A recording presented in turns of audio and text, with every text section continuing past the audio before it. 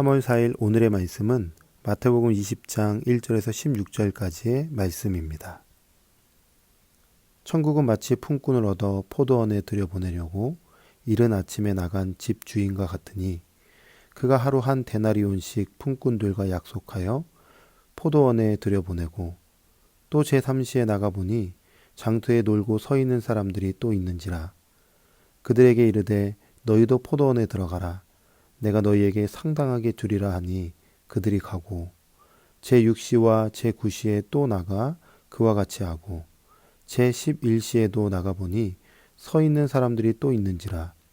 이르되 너희는 어찌하여 종일토록 놀고 여기 서 있느냐.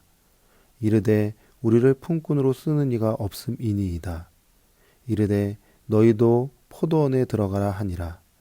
저물매 포도원 주인이 청지기에게 이르되 품꾼들을 불러 나중 온 자로부터 시작하여 먼저 온 자까지 삭수를 주라 하니 제11시에 온 자들이 와서 한 데나리온씩을 받거늘 먼저 온 자들이 와서 더 받을 줄을 알았더니 그들도 한 데나리온씩 받은지라. 받은 후 집 주인을 원망하여 이르되 나중은 이 사람들은 1시간밖에 일하지 아니하였거늘 그들을 종일 수고하며 더위를 견딘 우리와 같게 하였나이다. 주인이 그 중에 한 사람에게 대답하여 이르되 친구여 내가 내게 잘못한 것이 없노라. 내가 나와 한 데나리온의 약속을 하지 아니하였느냐. 내 것이나 가지고 가라. 나중은 이 사람에게 너와 같이 주는 것이 내 뜻이니라. 내 것을 가지고 내 뜻대로 할 것이 아니냐. 내가 선함으로 내가 악하게 보느냐. 이와 같이 나중된 자로서 먼저 되고 먼저 된 자로서 나중되리라. 아멘. 글쓰기의 구조를 보면 여러 글의 구조 중에 수미쌍관 구조라는 구조가 있습니다. 수미쌍관 구조란 무엇이냐? 시작과 끝이 서로 호응하는 구조를 의미합니다. 오늘 우리가 함께 읽은 이 본문을 보면 딱 수미쌍관 구조의 형식으로 이루어져 있습니다. 먼저 19장 30절에 이렇게 말씀합니다. 먼저 된 자로서 나중되고 나중된 자로서 먼저 될 자가 많으니라. 그리고 본문 끝에 16절 보면 나중된 자로서 먼저 되고 먼저 된 자로서 나중되리라. 예수님께서 하나님 나라 백성 중에 첫째가 꼴찌되고 꼴찌가 첫째 된다 이런 말씀을 하고 계시죠. 이게 과연 무슨 의미를 담고 있는 걸까요? 오늘 본문의 내용을 잠깐 살펴봄으로써 예수님께서 하신 말씀의 의미를 함께 생각해 보려고 합니다. 포도원 주인이 품꾼을 통하여서 포도원을 가꾸려고 하죠. 이른 아침, 오늘날로 말하면 한 6시, 7시쯤에 주인이 품꾼을 불렀고 하루 품삯인 한 데나리온을 품꾼에게 주기로 약속하고 일을 시켰습니다. 그러니까 한 데나리온이라는 것은 오늘날로 말하면 하루 일당금으로 생각하시면 됩니다. 자, 그런데 주인이 오전 9시에도 나가보니 장터에 사람들이 있는 거예요. 그래서 그들에게 품삯을 주고 또 포도원에서 일을 시키죠. 또 주인은 점심 12시에도 오후 3시에도 나가보니 사람이 있어서 그들도 불러서 일을 시켰습니다. 심지어 일을 마치기 1시간 전인 오후 5시에도 가니까 사람 품꾼이 또 있는 거죠. 또 일을 시켰습니다. 이제 하루 일과를 다 마치고 포도원 주인은 종을 통하여서 품꾼들에게 일당금을 주죠. 먼저 오후 5시에 부른 사람에게 얼마를 주었는가? 한 데나리온을 준 것입니다. 그러니까 일찍 온 사람들은 생각했겠죠. 우와, 오후 5시에 온 사람들에게 한 데나리온을 줬다면 나는 그 전에 왔으니까 심지어 새벽부터 일했던 사람은 더 많은 금액을 주겠다. 이런 생각을 하지 않았겠습니까? 그런데 포도원 주인은 오후 3시에 온 사람, 또 12시에 온 사람, 오전 9시에 온 사람, 심지어 이른 아침에 온 사람 모두에게 다 한 데나리온을 준 것입니다. 먼저 왔던 사람 중에 한 사람이 주인에게 원망을 쏟아내는 거예요. 아니 어찌 이럴 수 있습니까? 어떻게 이른 아침에 온 사람이나 오후 5시에 온 사람이나 품삯을 똑같이 줄 수 있나요? 라고 주인을 원망하죠. 그때 주인이 이야기를 합니다. 내가 너희에게 주기로 한 품삯은 한 데나리온이고 그 약속을 지켰는데 무엇이 잘못된 것이냐? 내가 준 것을 가지고 가라. 이렇게 포도원 주인과 품꾼의 이야기를 예수님께서 들려주셨어요.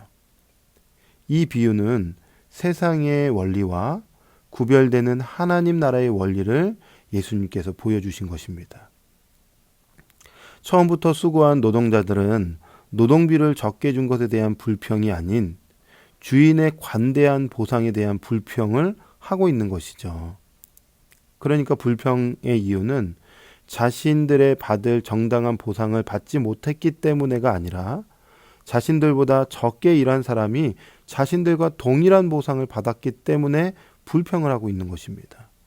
불평하고 있는 노동자는 세상의 상대적인 경제 원리에 너무 익숙해져서 하나님 나라의 절대적인 은혜의 원리를 온전히 깨닫지 못한 자라는 것입니다. 사실 이런 모습은 맨 처음 제자로서 예수님의 사역 기간 내내 누구보다도 더 많은 일을 했다고 생각하고 그에 대한 더 많은 보상을 기대하고 있는 베드로의 모습을 연상시켜 주죠. 우리도 이 말씀을 읽으면서 이런 생각할 수 있습니다. 참 포도원 주인이 너무했네. 그래도 일찍 온 사람을 더 주는 게 참 맞지. 이런 생각을 한다면 우리도 하나님 나라의 절대적인 은혜의 원리를 온전히 이해하지 못하고 깨닫지 못하고 있다는 증거일 것입니다. 예수님의 제자는 이 땅에서 하나님 나라를 위하여 남보다 더 많이 포기하고 수고할 때에 앞으로 하나님께서 보다 큰 보상을 해주기를 기대하는 마음으로 이 땅에서 섬겨서는 안 된다는 것입니다. 자신의 소유를 버리고 주님을 따르는 것은 하나님 나라 그 자체를 소유하기 위해 기쁜 마음으로 해야 하는 것이지 그 외에 어떤 다른 보상이나 주의를 기대하는 마음으로 해서는 안 된다는 뜻이죠.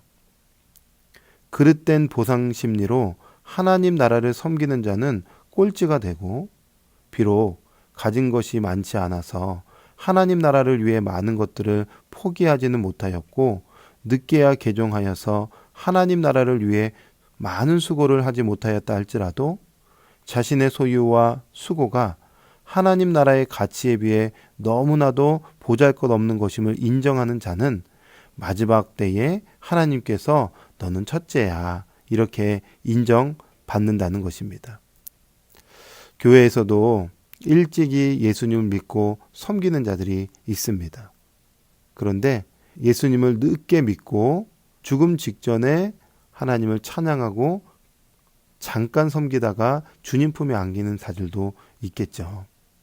하나님 나라에서는 다 동일한 하나님의 나라의 자녀입니다. 내가 이만큼 했네. 난 이만큼 보상을 받아야 되겠네. 이것은 하나님 나라의 원리와 맞지 않는다는 것이죠. 오늘 하루 우리가 주님의 자녀로 하나님의 백성이 되었다는 사실 하나만으로 기뻐하고 감사하고 또 우리에게 맡겨진 것들 맡은 바 충성하는 저와 여러분이 되기를 주님의 이름으로 축원합니다. 기도하겠습니다. 하나님 감사합니다. 오늘도 귀한 말씀을 우리에게 주셨습니다. 하나님의 자녀가 되었다는 사실, 구원받았다는 사실 하나만으로도 기뻐하고 감사하면서 오늘 하나님께 영광 돌리고 하나님과 동행하는 귀한 복된 하루가 될 수 있도록 은총을 더하여 주시옵소서. 감사드리며 예수님의 이름으로 기도합니다. 아멘.